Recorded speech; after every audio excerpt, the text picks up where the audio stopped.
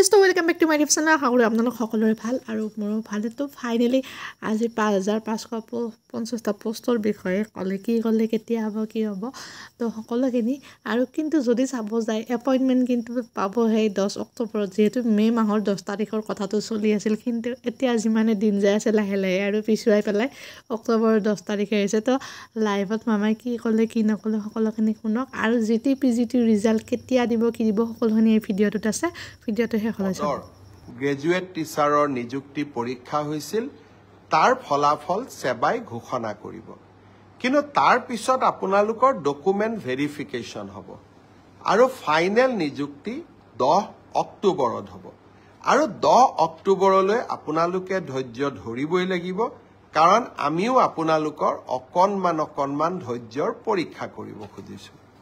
ঠিক সেইধৰণে যিসকল শিক্ষকে মোক সুধি আছে 5550ৰ লিষ্ট কেতিয়া দিব, আপোনালোককো মই জনাব খুজিছোঁ যে এপ্ৰিল মাহৰ ভিতৰত আমি আপোনালোকৰ ডকুমেণ্ট ভেৰিফিকেশ্যনৰ কাম শেষ কৰিম।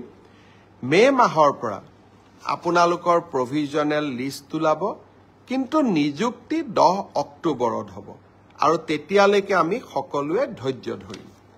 কোনোবাই ক'ব পাৰে যে নতুন নিযুক্তিৰ ল'ৰা ছোৱালীয়ে যদি ইমান দেৰিকৈ দিওঁ তাতো পোষ্ট ল'ব নেকি? নহয়, নতুন নিযুক্তিৰ তালিকা 10 অক্টোবৰৰ পিছত ওলাব।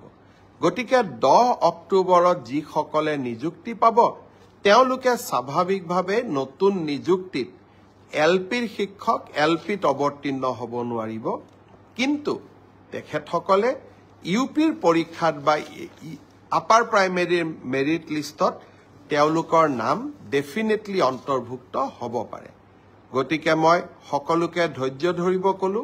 গ্ৰেজুৱেট আৰু পোষ্ট গ্ৰেজুৱেট টিচাৰৰ ৰিজাল্ট মে' মাহত, কিন্তু আফটাৰ ডকুমেণ্ট ভেৰিফিকেশ্যন নিযুক্তি 10 অক্টোবৰত।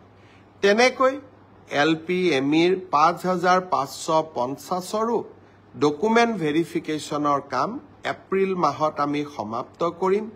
মাৰ্চ মাহৰ পৰা প্ৰভিজনেল লিষ্ট ওলাব